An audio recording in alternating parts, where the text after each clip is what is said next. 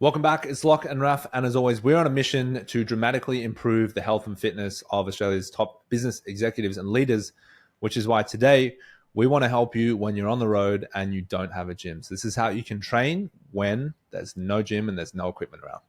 So this is critical. Obviously, you're going to go through times where you don't have a gym around for various different reasons we'll get into. Why this is important. So research will tell us, an anecdote of doing this for over a decade as well, which is you can pretty much maintain all your fitness, like your cardio fitness or your weight strength fitness, by doing about half what you normally do. So if you normally train like 4 sessions in the week of altogether weights and cardio, if you just can do 2 sessions in a week, you're probably not going to go backwards at all. But I looked up how quickly do you lose your strength and your fitness if you do bed rest, and it's honestly astonishing. You lose like 10 to 20% of your strength every week in bed rest. Like it basically just drips off you, muscle mass and strength. And in 4 weeks of bed rest, you've lost over 30% of your VO2 max, right? Which is enormous. Like and if anyone's ever had a bad disease or you sit in like a bed rest, you lose all your fitness extremely fast. So basically, like if you don't do stuff, you lose it. But what's the difference when people don't lose that much, but they're not training? It's like, oh, it's because they're walking around, they've gone upstairs, they're lifting stuff up, they're getting a little bit out of breath. Like they're doing a little bit of maintenance in their everyday life, which just goes to show if you can do something rather than nothing, you're going to maintain a lot more. So if you don't have access to a gym, 2 things I want to go through is like, how do you still maintain your cardio and how do you still maintain your strength, right? And that just kind of covers most people's bases when it comes to health and fitness, at least for executives that are not, doing a skill-based sport, right? They're just focusing on their health and fitness. So cardio is fairly simple without a gym. May take a little bit of creativity, definitely will take a bit of effort. So I would say, now this is kind of cheating, but best case scenario is like you still have access to like a bike or treadmill or rowing machine at home. That is really your best case scenario. And I think even for a lot of executives, obviously they come to the locker room, they've got access to all the equipment you need. But having something at home that you can still do a bit of cardio is pretty awesome, right? You go through an extended period where you like can't make it into work, you're maybe traveling in the hotel, or you're just like stuck at home, kids are home, school holidays, something like that. Having a machine at home is a really good way. If you have that, you can basically maintain all the cardio you need, and you're not going to take a backward step. In fact, you'll keep improving. Don't have access to that. Now, if you can run, or you can swim, or you can ride a bike without getting hit by a bus like I do, you're basically set. Like you can maintain your fitness also extremely effectively.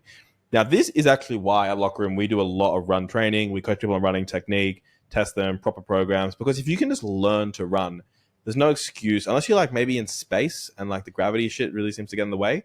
You can go for a run. I hate when that happens. You're good. You can almost go for a run everywhere, right? If it's freezing cold, you can put your jacket on like you're out, right? And if you can run, you can maintain all levels of fitness. You can do slow cardio, you can do high intensity, you can do everything, right? So learning to run well is a really good skill. I can't really swim, so I can't really get much cardio done in swimming, but other people can definitely get cardio done with swimming. Obviously, you need like pool access. It's like a little bit harder, but they're all good. So you just need some way to do that. I'd say if you can't run, which it sounds like a bad thing, but like, yeah, most executives can't really run for their fitness unless they're properly trained it. Because if you just don't run, you go to the gym. I'll just run when I'm not at the gym. That's not going to go well because you're not ready to run. So you're not ready to go out and do 45-minute sessions of running, right? So it's going to be a lot harder for you to do that. I would focus much more on like walking, maybe doing like sets of stairs can be pretty good. Any sort of like uphill walking, something like that. It's going to be a good way to probably like still maintain your cardio. Still got like, the stress benefit, like lower stress benefits of doing training, but also maintain your VO2 max while you're doing it without causing an injury. But it's more motivation, right? You can be, if you're already in shape, it's easier to maintain your shape without a gym. So that's cardio. Now, probably people like get the most tripped out around this is with strength training, because they're like, okay, like I kind of get running. That's pretty obvious. What about the gym? Like I only use machines and weights at the gym. Like what am I going to do if I don't have that? So if you're at home, starting again with cheating, a couple of light dumbbells, you can do a lot. I don't mean like 20 kilos, 30 kilos. I literally mean like 10 kilo dumbbells. Like if you have 2 10-kilo dumbbells at home, you can do a ton, and you can definitely maintain your strength for a while. You're probably not going to maintain it forever with 2 10-kilo dumbbells, but you can maintain it for a while. The research shows that you can gain muscle with anywhere between like 30 down to 3 reps.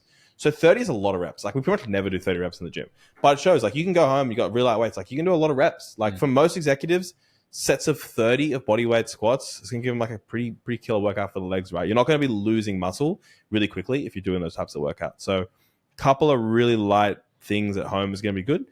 Don't have that, obviously, you still got your body weight. So body weight is extremely effective. Obviously, people in jail still get in pretty good shape. They often don't have weights because they probably kill each other with the weights, so they just do the body weight stuff. Probably works best usually for upper body, so like push-ups, if you can do a pull-ups. But even lower body, you got squats, lunges, planks for the core. Like if you can just find some like pretty decent stuff on YouTube, or if you're like us, like we can obviously program it for people based on what they've got.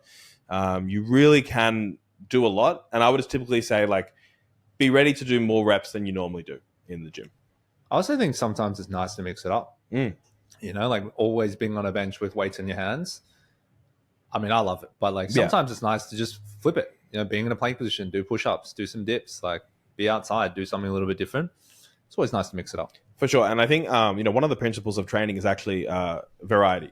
Now, variety you want at every single session. You actually want to do similar training, but a little bit of variety when you go home and you start bodyweight training, you're probably actually going to see some really good progress because it'll be like a bit of a shock to your body, which is like, I don't normally do this many reps. I don't normally do these exercises. Like, probably get really sore from all the push-ups and the squats. Like, you're actually probably going to get some awesome training in. And like we talked about at the start, what's really happening is a couple of things. One, you're not going backwards. And that's the biggest thing here is you're not going backwards. And you'll be able to, if you keep this up, like you keep up the push-ups, keep up the rows, maybe do some pull-ups if you're at that pretty high fitness level. When you get back in the gym, you can basically just jump straight back into it. Yeah. Like you can go straight back to pretty heavy weights within reason. You can definitely go straight back to pull down machines if you're doing pull-ups in the park. You've just maintained a lot, which will allow you to just pick it back up where you left and start progressing from there. My favorite thought on this is this what we learned during COVID, which is obviously during COVID, gyms were all shut, like the whole basic planet. I mean, most people don't go to the gym, but a lot of people that go to the gym were put in a place where they lost their gym access all of a sudden. And what we noticed was like the type of training we did in the gym, people were able to like keep up the training because we already do a lot of like functional movements in the gym, squatting, lunging, pressing, that type of thing. If you like only ever do machines and like just like the machines that are furthest away from things you would do without a gym, the downside is like, when you don't have a gym, you like don't know how to train. And it's like pretty hard to maintain. So I think, training with like really good trainers that just teach you how to properly move is excellent. Because then when you go on holidays, it's like, man, like for me, it's pretty easy to stay in shape with no gym equipment. I can do a lot. For most people that have never trained, it's actually going to be really hard with no access to gym equipment. Beginners actually need the gym the most in reality because they can't do pull-ups, they can't do single leg squats, they can't run. So what we say is like, train the best you can when you're in the gym. So when you don't have a gym, you can still maintain or even progress your fitness with the body weight and the outdoor stuff we discussed. It's an extreme example, but I don't think it's actually irrelevant here. But the strongest athletes on the planet are quite often the gymnasts, right? The calisthenics athletes, people that only use in the their upper body to train. Yeah, in the upper body. But even if, in the lower body as well. They're actually very strong in the lower body. They can flip, like jumps, jump, plyometrics, do the splits and stuff. And then you put them in a gym scenario and they crush it. But it doesn't really work the other way around. Which we actually know because there's heaps of YouTube videos on like gymnast tries the gym and you walk, you're like, this is exceptional. Yeah. Technique, awesome. Like they're not like a powerlifter, but like they're really strong for their body weight. Oh yeah. And like, look at some of the coolest things you can do, like just with your body. It's without anything. It's like, it's flipping, it's dancing, it's jumping, it's running, like sprinting. And those are all things that you do without the gym. It's just that the reality is when it comes to like getting in shape, if you're out of shape, the gym's just like a really structured, controlled environment. And training like a gymnast is just like super impractical for a lot of people. You have to start super early. It's like a sport, right? So it's just not picking it up in adulthood as your main training method. It's just like doesn't really work. Doesn't work. It's I think way harder. Truth be told, if you're an executive and you're like overweight, it's like, you probably need to lose 15 kilos or more to be in good shape. Maybe 25 kilos. I'd say 10% of your body weight. Yeah, quite a bit of weight. It's going to be even harder to train without a gym. Yeah. Because like push-ups are really tough. Yeah. When you got all this extra weight, squats are really tough and probably too heavy for you to do safely. And requires a lot of mobility as well. Yeah, and flexibility. So you just, unfortunately, the more out of shape you are, I would say the more you actually really need a gym. Yeah. And I would try and avoid having no access to a gym. Yeah. Things like running, out of the picture. Gyms are just so effective. So I think like, trying to do it all yourself at home, it's a really bad idea. This episode is much more around like, hey, do what you can until you can get back in the gym. Yeah, for sure. Because man, the gyms are awesome for getting in shape. Yeah. So easy to track everything. So easy to measure everything. So many different tools. Yeah. Yeah. It's the best way to do it. Cool. That's it, guys. So thank you so much for tuning in. As always, we will speak to you on the next episode.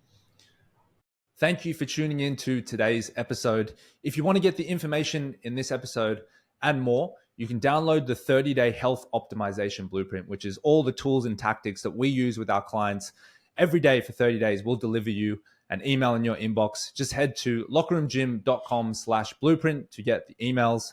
That's lockerroomgym.com/blueprint.